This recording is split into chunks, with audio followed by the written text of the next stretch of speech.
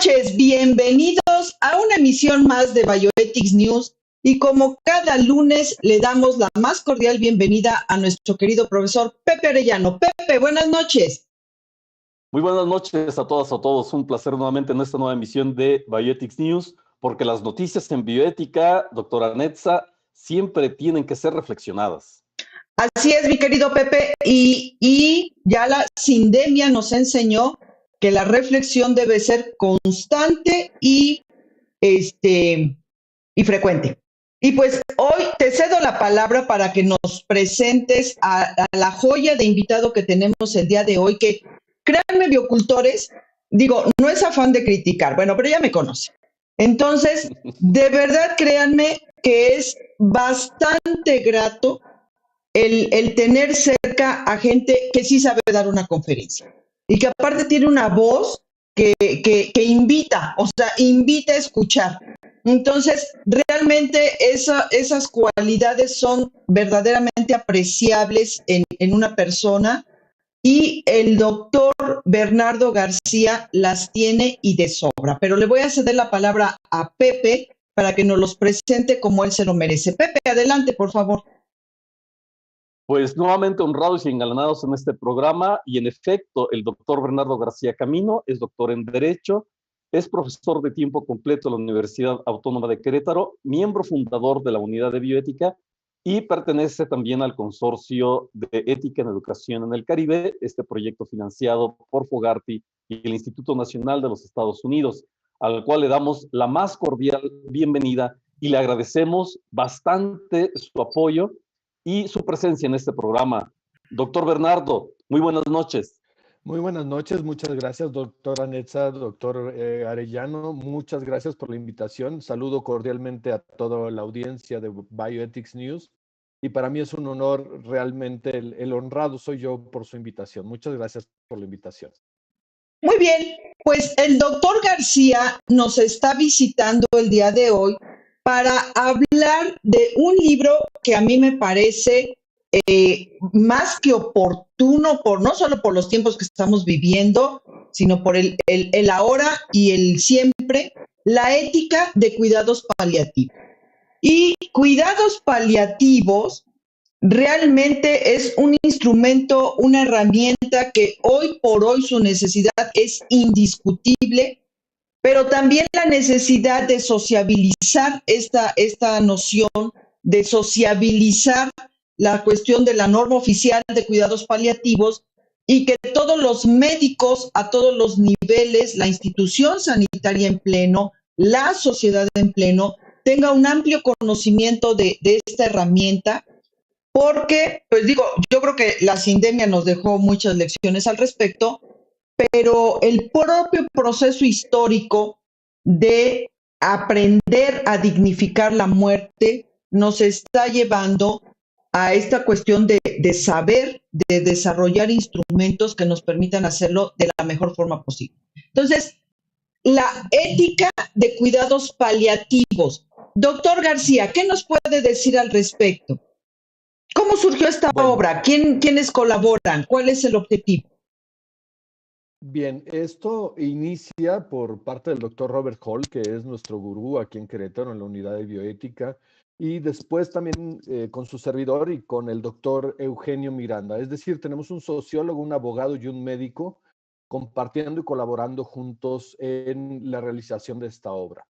Y en efecto, el problema inicial es que nos encontramos todo un ámbito de desconocimiento, tanto de la sociedad en general como también de los propios médicos respecto de qué son y para qué sirven los cuidados paliativos.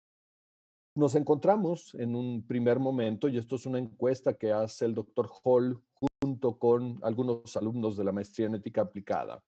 Encuestan y entrevistan a ciertos médicos, es una muestra por conveniencia, y entonces hace planteamientos y le dice qué es ético, qué es legal.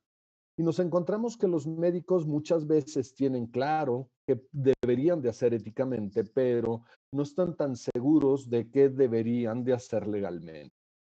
Y esto coloca a los propios médicos en una situación de incertidumbre. Es decir, un médico, y por eso los abogados no les caemos bien, se siente en todo momento amenazado por las demandas o ellos mismos mencionan que practican una medicina defensiva. Y entonces empezamos con toda una serie de problemas que tienen que ver desde los consentimientos informados, qué va a implicar y todo lo demás. Posteriormente pasamos a otro evento que es encontrarnos que la sociedad en general no tiene claro qué son los cuidados paliativos. Cada vez que mencionas socialmente cuidados paliativos, de inmediato las personas confunden con eutanasia y son figuras completamente diferentes. Confunden con esta idea de, te van a matar. Y entonces empezamos con un concepto también muy equivocado y que socialmente al estar confundido, pareciera que las personas no aceptan. México tiene un marco normativo, ahora sí hablo precisamente de leyes, que empezó a crearse desde 2009 y que ha evolucionado durante los últimos 11 años desde la Ley General de Salud, el reglamento, una norma oficial, una guía del Consejo Nacional de Salubridad, es decir, tenemos un marco normativo muy amplio, muy completo. Tenemos leyes estatales de voluntades anticipadas que a mí en lo particular no me hacen tan feliz y ahorita lo podríamos platicar. El problema es que no lo llevamos a la práctica y tenemos distintos problemas, tanto de carácter estructural como de problemas de qué implican y qué serían. En los problemas estructurales tenemos un par de informes. Uno es de Human Rights Watch, en el cual lo mencionó y decía, y el nombre del informe es Cuidar cuando no es posible curar. Y esa es la esencia de los cuidados paliativos. Es decir, para aquellos que tienen una enfermedad incurable, incluso de carácter terminal, aunque uno de los defectos en la legislación mexicana es que considere a menos de 6 meses de expectativa de vida la condición de terminalidad, cuando hay otras enfermedades que se podrían atender desde estadías muy tempranos. Se permita que ese paciente proceda, toda vez que no es curable, a la atención de muchos aspectos, es decir, desde los síntomas. Mucha gente lo asocia con dolor, pero también pueden ser otro tipo de cosas, como puede ser náuseas, mareos, molestias, falta de apetito, falta de sueño, ansiedad. Además de estos, atención de la sintomatología, digamos, física, también una atención social y una atención incluso que puede ser extensiva a la familia e incluso la propia ley federal considera, la Ley General de Salud, el apoyo espiritual. Es decir, todas las dimensiones que integrarían la identidad de una persona, según lo que dijo la UNESCO en la Declaración Universal de Bioética y Derechos Humanos, que vendrían a ser atendidas a través de estos cuidados paliativos. El otro informe al que me quería referir es de Lancet Commission, quien a nivel mundial cada año evalúa cómo van los cuidados paliativos a nivel mundial. En esos informes se considera que México ha avanzado porque ha avanzado su legislación. Sin embargo, nuestro problema principal detectado es la práctica. Nosotros consideramos que, y es parte de ambos informes, nuestra infraestructura está limitada, por ejemplo, a las capitales de los estados. Ahí es donde tenemos atención, ahí es donde tenemos médicos que están habilitados para recetar el tipo de fármacos opiáceos que tienen un control especial.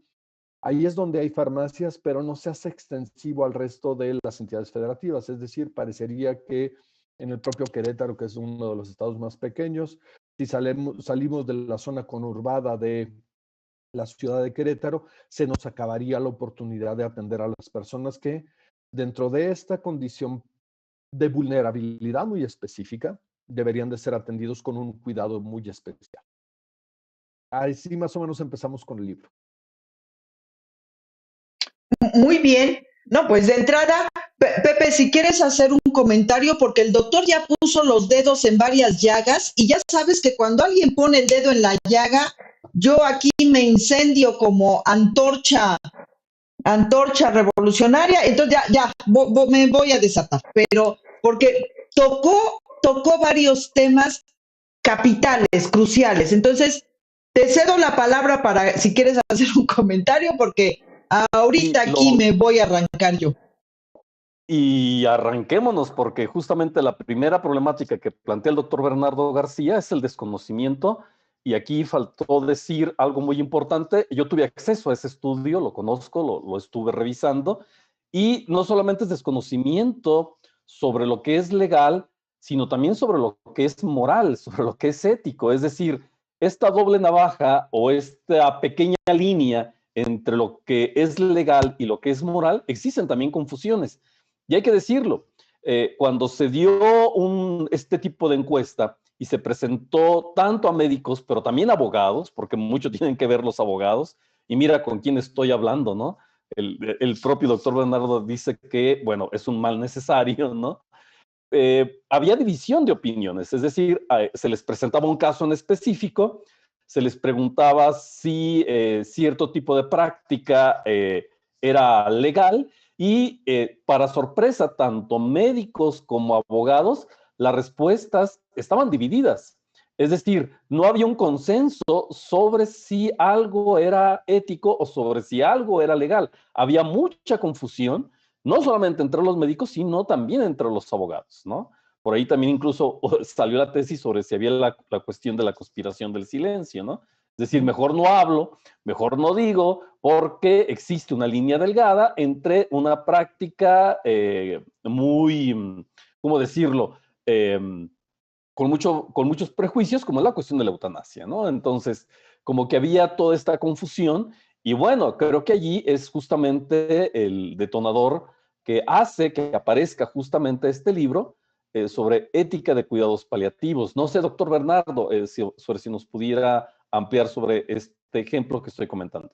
Claro, y esto tiene que ver con otra de las cuestiones estructurales, y yo ahí voy a aprovechar la mención de los dedos en la llaga. Yo también lo apego a nuestro esquema de justicia. Es decir, tenemos detectado, y esto fue un informe del CIDE llamado Justicia Cotidiana, que nuestra justicia es lejana, costosa y tardada. Y entonces, por desgracia, y ahí sí a mí me gustaría como abogado, y seguiría uno de los libros de Atienza que habla de juridificar la bioética, a mí me encantaría tener una serie de elementos de respaldo a través de sentencias y de jurisprudencias que más que perjudicar a los médicos les dieran un respaldo y un camino fácil para actuar. Obviamente, cada vez que estamos hablando de ética, estamos hablando de dilemas. Si lo tuviéramos resuelto, no tendríamos por qué discutir. Y eso es para mí una parte fundamental. Hablamos de la resolución o de la solución de problemas y la atención de problemas. Y ahí en este momento, el meollo del asunto es cuando un médico no sabe si lo que va a hacer, tiene claro que puede ser ético, pero ¿qué tal si al rato lo demandan? Y entonces el médico empieza a sentirse de alguna forma sin este respaldo. Y entonces el libro también tiene mucho por esta idea de darle un sistema de respaldo a los médicos de cómo operar mejor, de cómo actuar mejor con una mayor confianza y que esto les pueda servir para la práctica. Fíjense qué efecto, es decir, se va a ver beneficiado la población usuaria de los cuidados paliativos, pero también se va a ver beneficiado los médicos en cuanto a que lo que hagan va a tener este soporte o este respaldo. Y por eso para nosotros es muy importante que se haga de esta forma.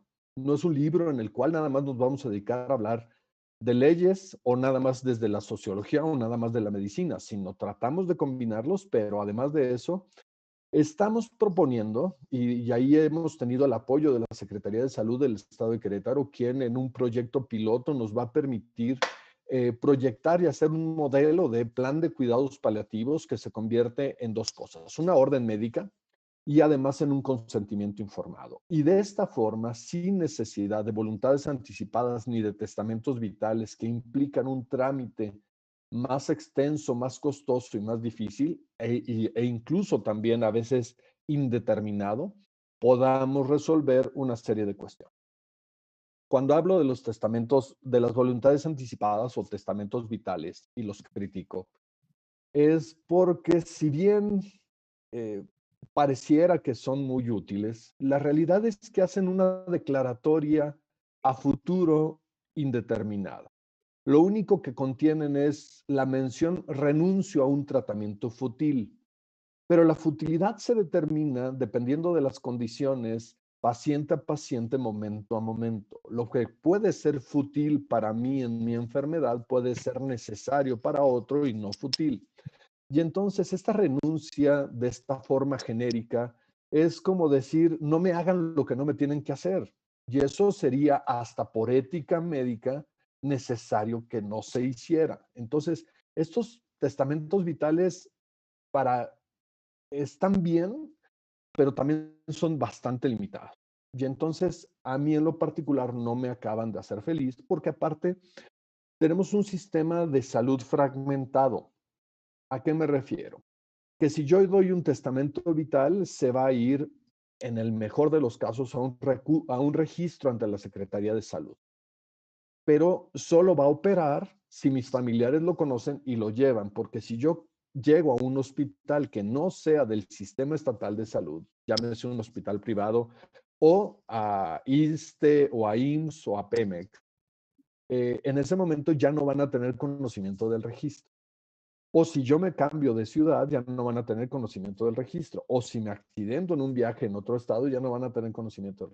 O incluso, yo estoy determinando a una persona como responsable de mis decisiones médicas hoy que voy a un notario y lo otorgo. Pero tal vez en 20 años o esa persona ya falleció, o a lo mejor ya me peleé, o a lo mejor ya perdí contacto. Entonces, otro de los problemas que estamos detectando y que quisiera poner aquí es problemas en quién representa al otro para las decisiones médicas.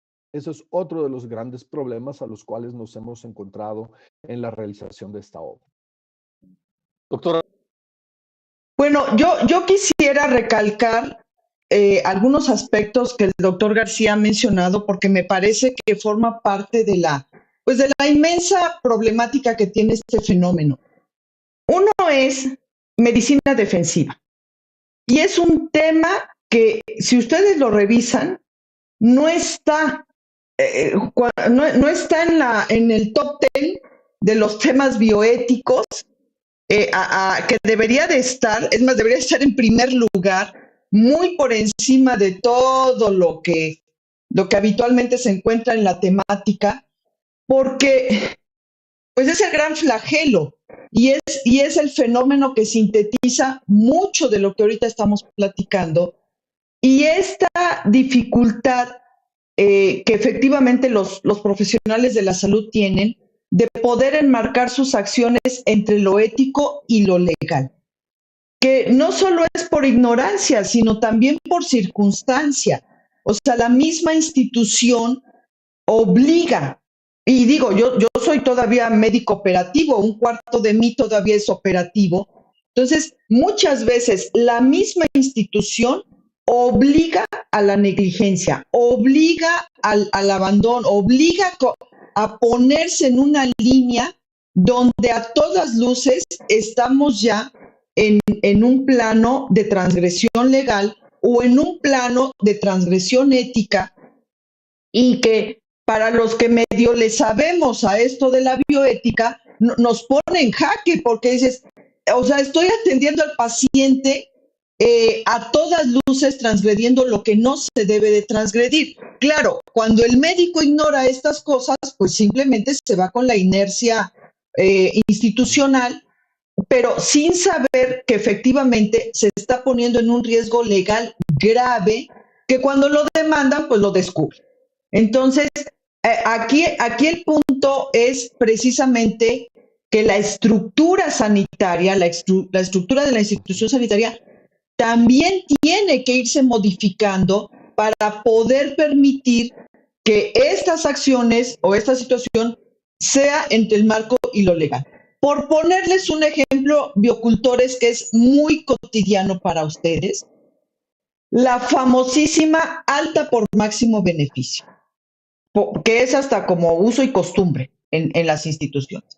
Simplemente ese recurso, a la luz de todo lo que ahora se sabe en materia de derechos humanos, protección a la vulnerabilidad, cuidados paliativos, ese recurso los coloca justo en esta línea peligrosa de no estar haciendo lo propio enmarcado ni ético ni legal.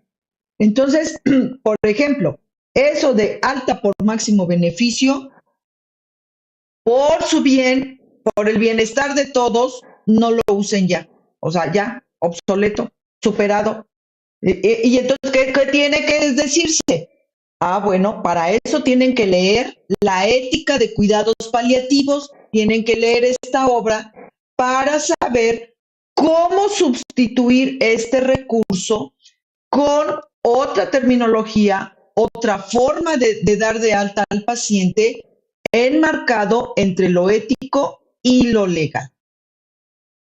Otro ejemplo para que ustedes vean cómo cosas que parecen adecuadas o eran adecuadas en el siglo XX, a la luz de la evolución bioética, ya no son tan adecuadas.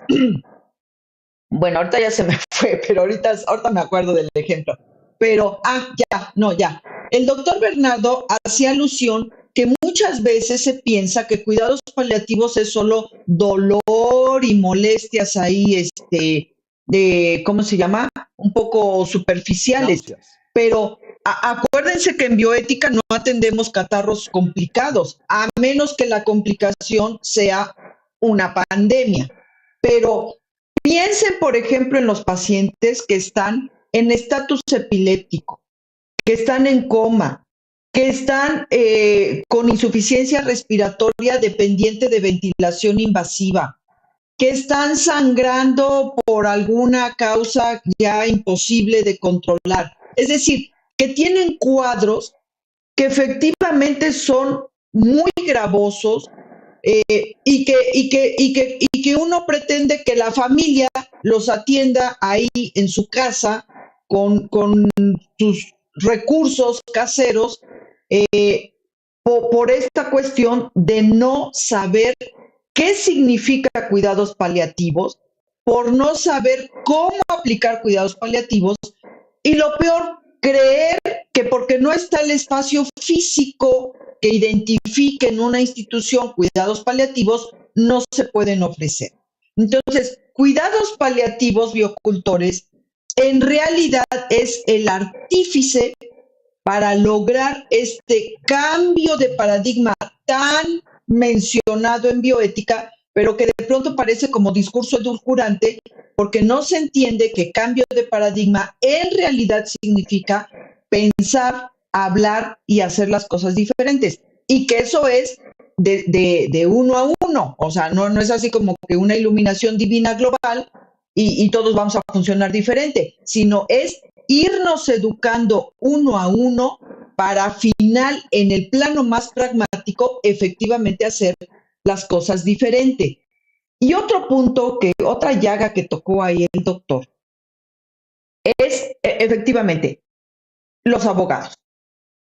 Los abogados, por un lado, yo no sé si es un defecto educativo, pero tienen como un tic nervioso de que cuando van a la consulta con sus familiares o a tono personal, antes de decir buenos días, dicen, soy abogado. Entonces, una vez le contesté, y yo filósofa. Y eso no le quita a usted la insuficiencia renal, ¿o sí? Entonces, uno es esta también como cuestión cultural de ver a la ley como un enemigo, o sea, como algo malo, como algo maligno. Obvio, sí, el sistema judicial deja mucho que desear, pero entender que la ley es un recurso, o sea, es un recurso que permite en un momento dado con acotar situaciones, dialogar situaciones en otros términos, buscar moderadores para simplemente perseguir lo que el doctor García dijo al principio muy acertadamente, que las acciones estén enmarcadas entre lo ético y lo legal y que representen una seguridad para todos. Cuando yo asesoro y auxilio para hacer consentimientos informados de cosas graves, de casos verdaderamente graves, siempre comienzo diciéndoles, esto es para que ustedes, es decir, los afectados, los responsables legales, tengan una línea de seguridad para que sepan que lo que se está haciendo realmente está entre lo ético y lo legal. Entonces aquí sería un llamado a nuestros queridos compañeros de barco, los abogados, porque nos guste o no son compañeros de barco. La medicina está judicializada, la medicina defensiva tiene mucho de problema legal. Es un llamado a que seamos compañeros de barco y no enemigos de barco, porque yo cansada de ver programas de asesoría legal hacia los médicos y el lenguaje, el discurso, la argumentación, por un lado es como muy defensiva y por el otro lado es como muy acusativa, muy como que inducen a, no le parece, demande. O sea, inducen a la demanda, inducen a la agresión, inducen al ataque médico, y eso a nivel sociológico, a nivel social, lejos de abonar, resta. Y simplemente nos pone en una práctica o en una situación médica donde efectivamente lo único que estamos haciendo, tanto los unos como los otros, es regar, abonar la medicina defensiva, que es el peor modelo médico que podemos estar construyendo. De ahí que enfatizo, y ya también estamos próximos ahí a sacar un paper con respecto a medicina defensiva, porque en mi opinión es ese tema, el tema de medicina defensiva, es el gran ausente en la temática bioética. Pero me alegra mucho que el doctor de alguna forma aquí lo sacó, pero luego ya puso varios dedos en varias llagas, porque incluso en la estructura institucional no existe la instancia que atienda al médico como médico. Es decir, si el médico tiene un problema como médico en su ejercicio profesional, no hay una instancia. Yo a mis alumnos les pongo una diapositiva donde les digo, no puede, ni derechos humanos, ni la CONAMED, ni la CESAMED, los únicos que te van a hacer caso es tu mamá. Y eso si la tienes de bueno. Si está enojada contigo, ni ella. O sea, el Ministerio Público te atiende como agente civil, no como médico, y la problemática es diferente. O sea, no es lo mismo ir como un agente civil, mi jefe me está discriminando, lo que sea, a como médico tengo este problema y este problema y este problema. O sea, en mi ejercicio profesional no existe esa instancia. La CONAMED lleva 8 años diciendo que ya la va a poner y que ya la va a poner y que ya van a poner el portal que atienda a los médicos, y la realidad es que no terminan de ponerlo. Y entonces el gremio médico está ejerciendo la profesión con un gran desconocimiento de cuestiones legales, con un gran desconocimiento de cuestiones éticas, pero también con una gran vulnerabilidad al no tener la instancia institucional que los atienda como médicos, o sea, médicos como médicos, profesionales de la salud como profesionales de la salud. Y los sindicatos, pues digo, ya mejor nos ahorramos hablar de eso. Entonces, creo que este libro, La ética de cuidados paliativos, nos permite, o sea, a mí me alegra mucho lo que estoy escuchando, porque Biocultores se vuelve una lectura indispensable, porque la parte más acuciante para cualquier persona es el final de su vida. Y desgraciadamente, en la primera generación de bioética en este país, cometimos el error, bueno, nosotros no por cronología, pero en general cometimos el error de copiar, pegar.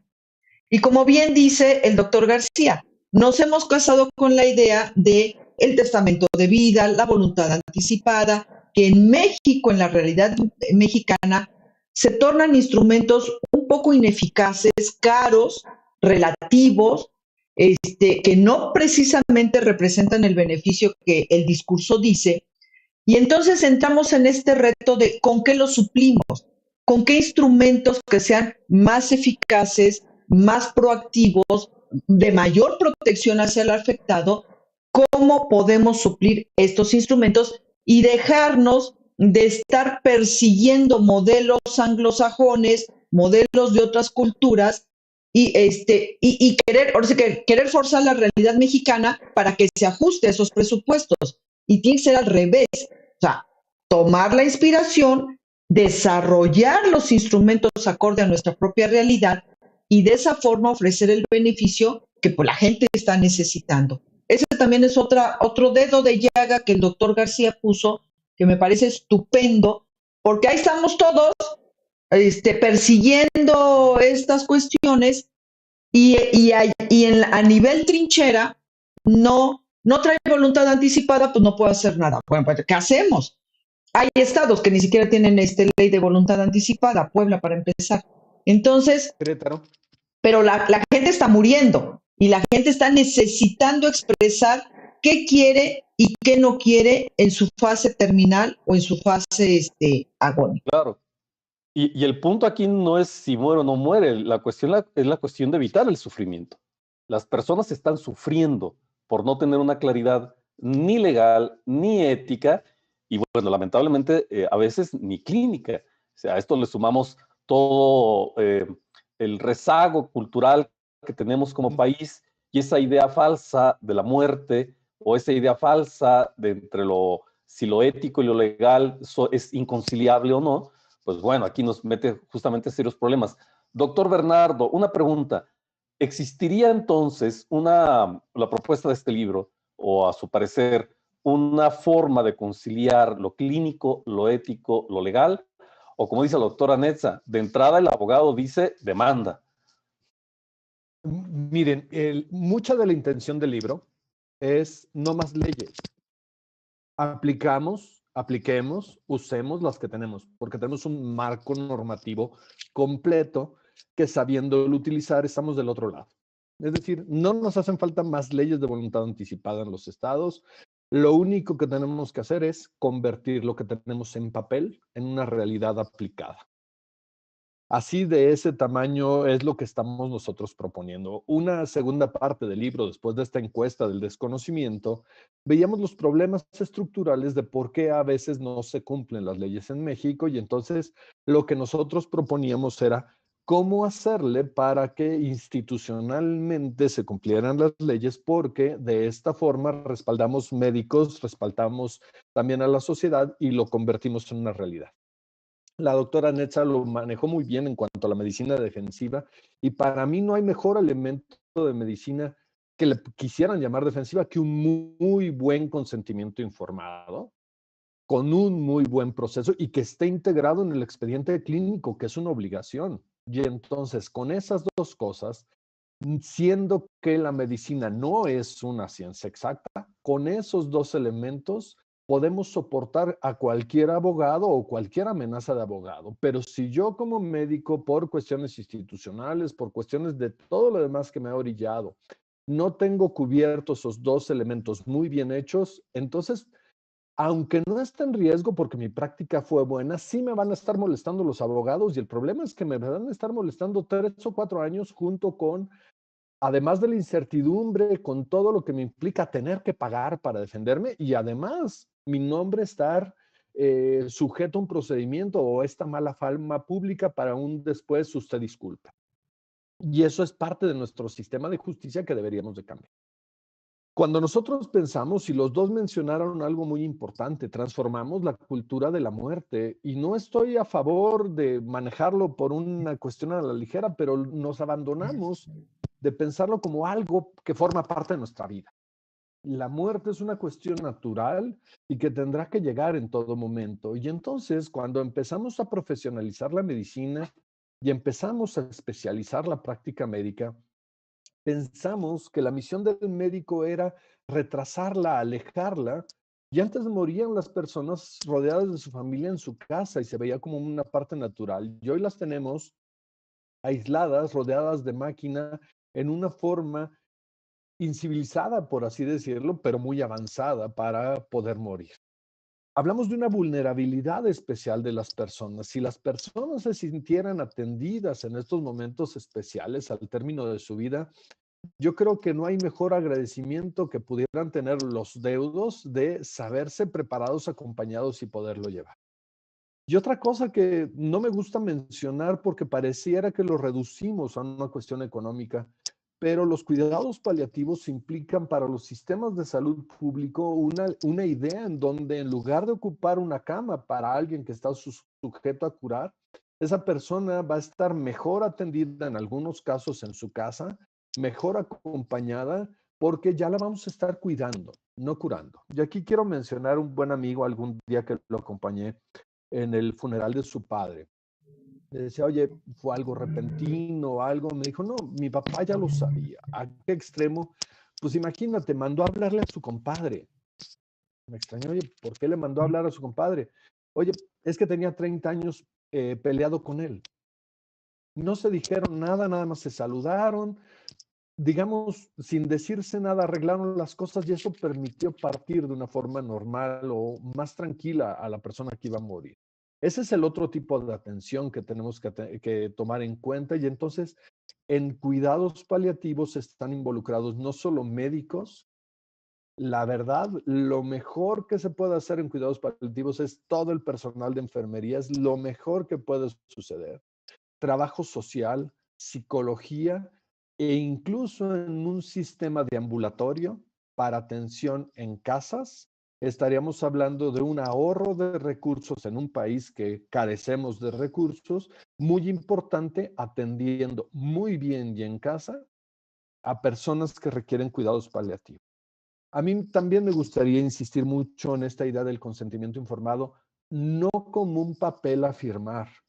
Eso es lo que también tenemos que cambiar. No sirven los papeles nada más porque ya firmé. Y antes les quiero platicar un caso personal. Llegué a un procedimiento médico, salió la enfermera y me dio una tabla con un papel, me dijo, firme usted, llene los datos. Estaba al lado mi hijo, me reí y en efecto llené los datos, pero puse otro nombre y puse otra firma. Así. Nadie se percató, entré, pero ahora sí el médico, al momento en que iba a hacer el procedimiento, se volteó y cual salón de clase tenía un pizarrón y explicó todo el procedimiento. Ya una vez que lo entendí, con riesgos, todo lo demás, me reí y le dije, ahora sí, vuélveme a traer la tabla y ahora sí fue un consentimiento informado, ahora sí lo firmo. Entonces, hasta ese extremo llegamos. Ahí por aquello de las quejas que hacía la doctora Netza de los abogados y de cómo actuamos, ahí tiene un ejemplo de cómo no funciona en algunos casos un simple papel.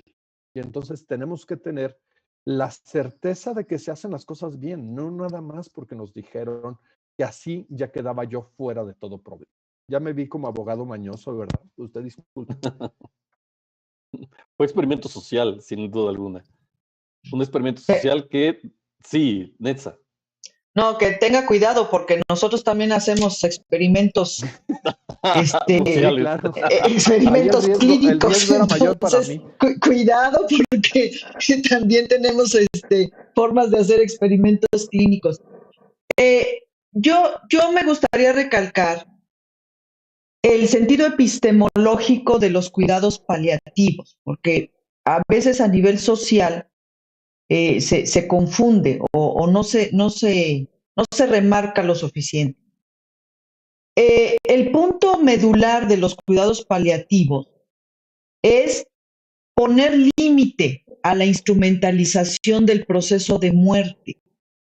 O sea, esa noción de poner límite no existía en el siglo XX.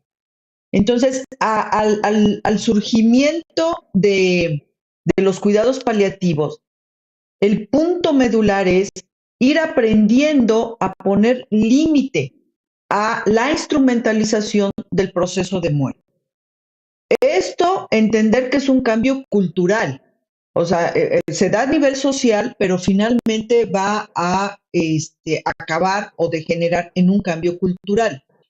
Y por el otro lado, que esta transición de acción terapéutica a acción paliativa, justo ese brinco, ese pequeño brinquito, pequeño gran brinco, significa otra reorganización institucional donde el paciente pasa de estar en manos de especialistas avesados en acciones terapéuticas, pasa a especialistas avesados en acciones tanáticas. Eso es lo que también hay que entender, que el médico especialista en acciones terapéuticas tiene que dejar ir al paciente para que a la vuelta de la esquina lo atienda especialistas en acciones tanáticas. Entonces, todo esto, pues, implica incluso una reestructuración neuronal, porque los médicos llevan 2 siglos educados en instrumentalización del proceso de muerte, o sea, principios del siglo XIX hasta donde vamos del XXI, están educados para eso. Entonces, hasta su red neuronal está estructurada para solo la acción terapéutica. Entonces, ahí también entender cómo se dan los cambios culturales, porque a veces se pretende como que el médico es el malo, pero entender que así fue educado. Entonces, ahora es reeducar en estas nociones. Y por el otro lado, algo que también me gustaría enfatizar mucho es el estatus del concepto de cuidados paliativos, porque a veces se ve como algo menor en comparación a eutanasia, a todas estas temas, suicidio médicamente asistido, a la legalización de la eutanasia, porque de pronto se cree que muerte digna solo se logra con eutanasia o con suicidio médicamente asistido o con toda esta cultura otra vez anglosajona europea de ellos estar abrevando exclusivamente a eutanasia, y es el tema posicionado. Y entonces, otra vez en esta dinámica de copiar-pegar, se cree que cuidados paliativos es como algo menor. Y no, señores, o sea, y señoras, y señoritas, y biocultores, y lo que ya. Cuidados paliativos engloba incluso a todos los demás instrumentos que se han desarrollado, eutanasia y suicidio médicamente asistido y suicidio no médicamente asistido y sedación terminal y etcétera, etcétera, son solo herramientas que se están construyendo o se han construido para propiciar precisamente este proceso de muerte no cruento. Yo no diría exento de sufrimiento porque el sufrimiento es inevitable, pero sí sin dolor, y sin una situación agobiante como por ejemplo que te estés ahogando o que estés vomitando sangre o que estés convulsionando o que estés en un estatus epiléptico, etcétera, etcétera, etcétera. Entonces, cuidados paliativos está aquí y abajito está todos los demás procesos o herramientas ético-legales que se están construyendo para simplemente es el cómo finalmente vas a morir, ya sea por eutanasia, ya sea por sedación terminal, ya sea por suicidio médicamente asistido, ya sea por suicidio no médicamente asistido o lo que inventen posteriormente. Pero antes de llegar a eso, ya antes se inició un proceso de cuidados paliativos, en el sentido de que cuidados paliativos es el punto, el momento en que le pones límite a la acción terapéutica. Entonces, hay que entender esta noción epistemológica de cuidados paliativos porque de pronto el discurso lo ve así hasta con cierto menosprecio cuando lo comparan o lo ponen en el plató donde, es más, si pusiéramos un foro y ponemos eutanasia o suicidio médicamente asistido, ¡pum! O sea, auditorio lleno. Y después ponemos cuidados paliativos, ¡pum! El auditorio se medio vacía. Y no, o sea, cuidados paliativos es justo la puerta que permite entrar o accesar a estas otras herramientas ético-legales para simplemente definir la forma en que el paciente muere, que puede ser también por historia natural de la enfermedad. O sea, que simplemente la enfermedad siga su curso. No es necesario que se acuda ni a sedación terminal, ni a eutanasia, ni a suicidio médicamente asistido o no médicamente asistido. Simplemente evolución natural de la enfermedad bajo cuidados paliativos. Entonces, sí, por favor, enfatizar eso, que cuidados paliativos epistemológicamente significa el límite a la acción terapéutica, por definición. ¿Cómo después la persona defina que quiere morir? Pues puede ser hasta de una forma muy, muy al estilo Jalisco, pero eso ya es decisión de cada quien. Doctor García, realmente le agradezco infinito su visita porque nos puso en el plató de la discusión un tema que así hagamos 1000 eventos, no deja por eso o sea, no se agota la necesidad de estarlo dialogando, discutiendo, aprendiendo, porque también entender que a lo mejor la muerte es la muerte, pero la complejidad social, la complejidad cultural nos va revelando nuevas realidades que tenemos que ir otra vez reflexionando y aprendiendo para ver qué herramientas se van construyendo para contender con esas complejidades. Entonces, un tema que nos va a consumir lo que reste del siglo para aprender y los siglos venideros para seguir reestructurando lo aprendido e irlo ajustando a lo que las realidades nos presenten. La ética de cuidados paliativos biocultores, en la descripción va a estar el link con el que lo pueden solicitar o el correo a donde pueden solicitar la versión gratuita de este libro para que, por favor, biocultores, lo convirtamos en una lectura necesaria, porque nos guste o no, los médicos, la institución sanitaria es una de las grandes pilares educativos de la sociedad. Entonces, la mejor forma de educar a la sociedad, pues es también estar informados nosotros y aprender para después simplemente extender el conocimiento a el ciudadano de la calle. Entonces, la ética de cuidados paliativos disponible para todos ustedes en forma gratuita, biocultores. Y doctor García, un último comentario, si gusta usted, por favor. Muchas gracias. Insistir, y qué bueno que usted lo mencionó y que lo remarcó mucho. Cuidados paliativos no es abandono, no es dejar que te maten, no es dejarte solo a enfrentarte a la muerte. La muerte tiene una incertidumbre y más que se le hemos construido culturalmente, tiene este proceso de ansiedad natural, pero eso es lo que precisamente tanto para el paciente como para la familia tiene por objeto cubrir en el caso de los cuidados paliativos.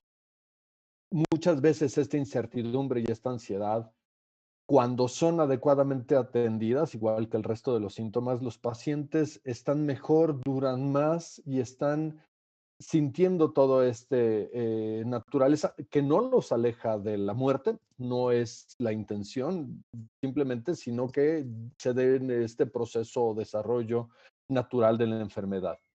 Hay mucho de que platicar, hay mucho que hacer. Les agradezco el que pongan a disposición de todo su auditorio el libro para que lo puedan descargar en versión gratuita. Esta es una versión preliminar. Estamos ya en la revisión editorial con la Comisión Nacional de Bioética México, quien nos va a publicar, y que también lo hacemos de forma gratuita y que lo vamos a dejar de forma gratuita porque nos interesa que se instrumenten, que se puedan aplicar de la mejor forma posible a nivel nacional los cuidados paliativos en México, convertirlos en una realidad, no solo desde el papel que está en la ley, sino en la práctica cotidiana para todos los mexicanos. Doctor Bernardo, un placer y un privilegio saber que está con nosotros, y felicidades por esta obra que se encuentra allí disponible en unidadbioética.com y también nuestro agradecimiento. No pudo estar el día de hoy el doctor Robert Hall y el doctor Eugenio, pero ojalá que próximamente nos vuelva a visitar a su canal de Bioethics News. Doctora Nessa, nos despedimos. No todavía, Pepe, no me corras. Terminamos la presentación del libro, pero hay una noticia que me parece que queda muy ad hoc en este tema que estamos comentando y que se enlaza a la noticia que tú diste hace 8 días en la emisión pasada, donde se aprobó por referéndum la eutanasia en Nueva Zelanda, me parece que habías comentado. Sí, y el día de sí, ayer surge la noticia de que el gobierno de España lanzó la propuesta de ley también para que se autorice, se legalice la eutanasia en España sin los requisitos previos, que uno de ellos, que era el más fundamental, era padecer una enfermedad terminal o una enfermedad en fase terminal. Bueno, pues España lanza esta iniciativa de ley para que se apruebe, se legalice la eutanasia ya sin prácticamente ningún requisito. O sea, queda como a puerta abierta. Y es decir, ya sin los requisitos previos, que uno de ellos era padecer una enfermedad en fase terminal, otro era la opinión de 2 especialistas para que se consensara, otro era una evaluación psicológico-psiquiátrica para documentar que la persona realmente estaba haciendo una decisión bajo facultades mentales íntegras. Bueno, todo esto se anula y se abre la puerta para una eutanasia a libre solicitud. Y bueno, justo en la emisión pasada comentaba que lo que había pasado en Nueva Zelanda, ver si no era una bola de nieve, pues tardé más en decirlo que en que ahí está empezando la bola de nieve, pero yo tengo mi particular duda de si esto no comienza a ser el poner por lo menos los dedos del pie derecho adentro de una potencial pendiente resbaladiza, en el sentido de que a la menor tristeza que me dé, y si me da una tristeza ahí muy profunda, simplemente voy y solicito que me hagan eutanasia. Y al estar ya liberada, pues entonces la preocupación es que estemos poniendo un pie ahí y que al devenir también social, cultural, empecemos a caer en esta cuestión de banalizar la muerte también y eventualmente banalizar la vida. Y que a la menor tristeza, pum, háganme eutanasia porque pues ya nada lo impide. Habría que analizar, sobre todo porque hay una gran diferencia entre la forma en que se procede en Nueva Zelanda y la forma que se hace en España. En Nueva Zelanda es una cuestión de referéndum donde a toda la población se le pide opinión, y parece ser que en España es una cuestión de carácter político. Y claro, el problema de la bola de nieve que se puede aproximar es el típico y el argumento más utilizado por la gente de ideología conservadora, justamente para detener, ¿no? Es decir, comienzan aduciendo a que pues ya todo el mundo lo van a terminar matando, ¿no? Quiera o no lo quiera, incluso bajo esos términos. Habría que ser y estar al pendiente de esta nota que nos das, doctora Netza, justamente para poder ver con precisión qué es lo que está sucediendo en España. Y bueno, nuestro país sigue ese tema siendo un tema tabú, ¿no? Sí, pues en este momento está como iniciativa de ley. Efectivamente, el pensamiento conservador es el que más recalca esta cuestión. Pero a mí me parece que ya no es cuestión de pensamiento conservador, sino de sentido crítico. O sea, de tampoco llevarnos así por la ilusión del liberalismo a ultranza y no ver que estamos abriendo una puerta. Bueno, nosotros afortunadamente sí, no, pero claro, que España está abriendo una puerta. La puerta se abre para discusión, no se abre para frenarla de entrada.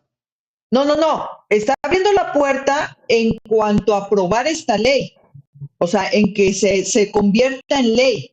Entonces, una ley al acceso de cualquier ciudadano. Ahora, que de ahí a que la gente vaya en tropel a solicitar eutanasia, obvio no. Pero Claro, aquí obvio, el ¿no? punto es que está quitándole la noción médica. Ese es el asunto. Eutanasia en este momento es un recurso médico.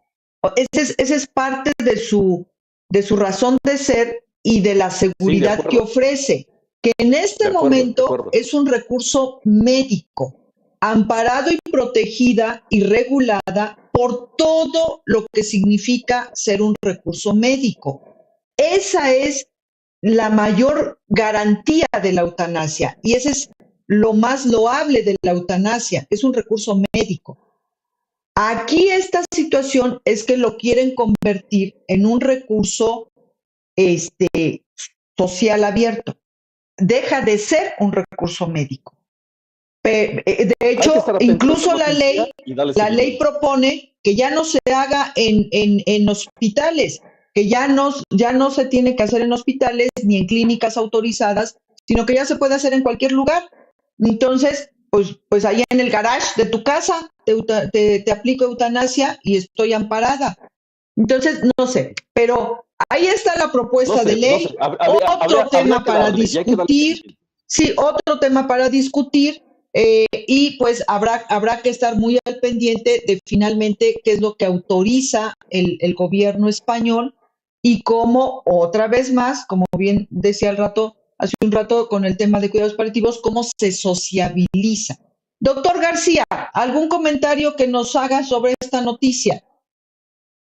Mire, a mí perdón, me gustaría mencionar lo que sucedió en Oregon. Y en Oregon ya autorizado, a las personas les dan por el Estado con estas solicitudes, con el carácter terminal, digámosle el cóctel para poder acceder a la eutanasia. Es decir, no hay médico que lo aplique, sino que la persona decide. Normalmente el enfermo terminal en Oregon ya está perfectamente medido, lo tiene en la mano y no lo usa, en la gran mayoría de los casos. Es decir, lo tiene por mantener el control de sus decisiones, por quitarse la ansiedad, la incertidumbre, pero en un 60-70% de los casos no lo usa y el Estado de inmediato, una vez que fallece la persona de causas naturales, de inmediato recoge el medicamento. No quisiera atreverme a apostar, pero casi les puedo decir, no se lo, casi apuesto a que no se va a aprobar en España. Va a seguir el choque entre los movimientos políticos y en efecto, cuando pensamos en que no haya el carácter de una enfermedad, sino que me sienta yo enfermo social, como ha llegado a pasar en los Países Bajos o como se ha mencionado, el problema, y coincido con el doctor Arellano, que pudiera ser el manejo para los que se ponen a ella, no es cuando una persona lo decide para ella, sino cuando lo decide para un tercero. Es decir, yo atribuyo que mi padre, al tener una condición senil o pues ya no tiene sentido que viva, y entonces solicito la aplicación de la eutanasia para un tercero. Ahí sí ya empezamos a trasladarnos y a traspasar otro tipo de límites que tendríamos que tener cuidado. Es un poco el manejo sobre lo que se puede hacer. Y en el libro hacemos toda la aclaración, no hablamos de eutanasia. Y no hablamos de eutanasia bajo la premisa de la prohibición legal actual en México. La única que maneja, y lo maneja de forma velada, es la Constitución de la Ciudad de México, y se habla de un derecho a la muerte digna, y con asterisco y letras chiquitas, cuando la legislación federal lo autoriza. Entonces, no hay todavía propiamente en México y creo que tendríamos que desarrollar más el cuidado paliativo todavía antes de dar el siguiente brinco, que sería a muerte médicamente asistida. Pero entendiendo que la muerte digna no solo se logra con eutanasia. Es que ese es otro punto.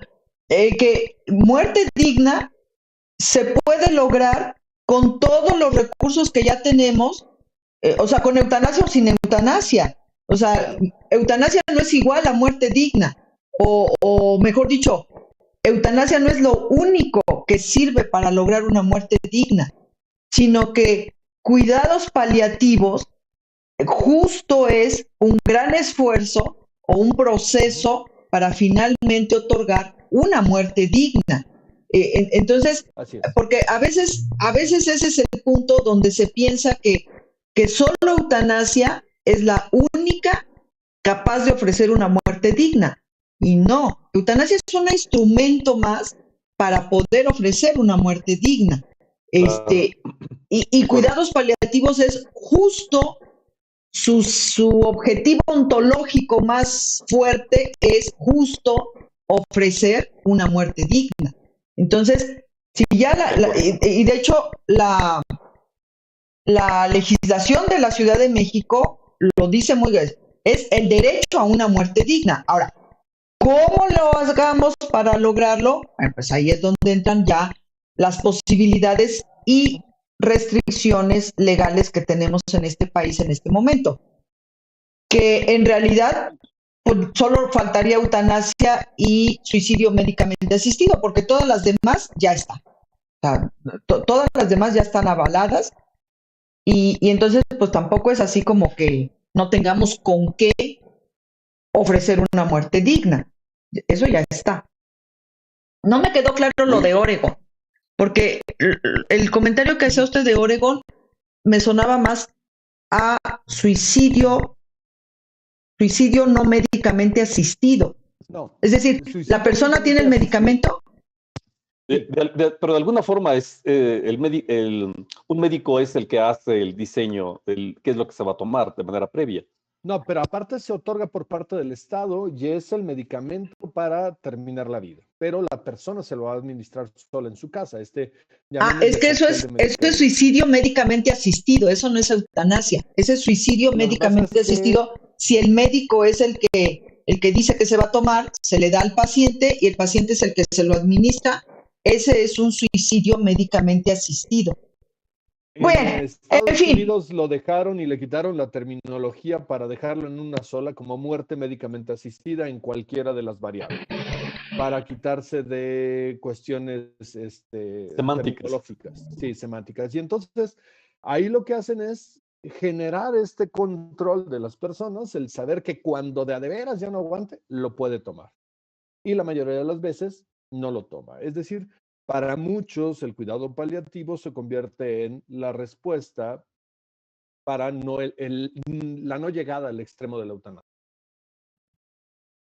Sí. Todo un tema, sin lugar a dudas. Sí, no, y yo insisto, en la medida en que aprendamos cuidados paliativos en toda su extensión y en toda su profundidad, vamos a poder transformar el sistema sanitario para simplemente otorgar a las personas una posibilidad de una muerte digna, no instrumentada, no cruenta, una agonía no prolongada, y que simplemente quede el sufrimiento moral que siempre va a estar por perder a un ser querido. O sea, creo que ese tiene que ser el objetivo a final de cuentas. Y las transformaciones tienen que ser de superficie y de fondo para que en las instituciones sanitarias esto se pueda dar de forma fluida, sin tanto problema, pues.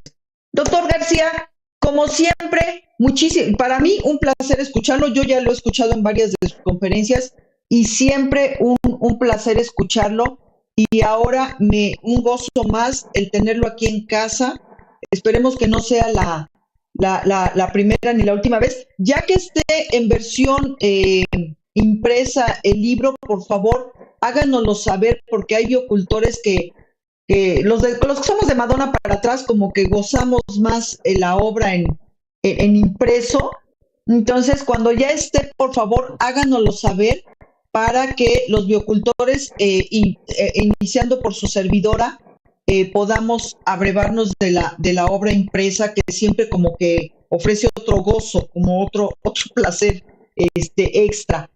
Bien, pues biocultores, ahí está la ética del cuidado paliativo. En la descripción está el correo donde pueden solicitar la obra, en este momento en su versión digital, totalmente gratuita, y en un futuro inmediato en versión impresa. Les estaremos comunicando cuando ya esté listo para quien también desee adquirirlo. Perfecto. Nos despedimos, doctor García. Buenas noches. Muy buenas noches y muchas gracias. Además de qué bueno que difunden toda esta cultura bioética. Es algo indispensable para este país. Muchas felicidades y muchas gracias por la invitación. Muchísimas gracias. Pepe, buenas noches. Nos despedimos. Ahora sí nos despedimos, doctora Netza, sin correr a nadie, porque las noticias en bioética merecen ser reflexionadas. Hasta luego, biocultores. Buenas noches. Hasta la siguiente. Y recuerden, por el bienestar de todos, cultivemos bioética.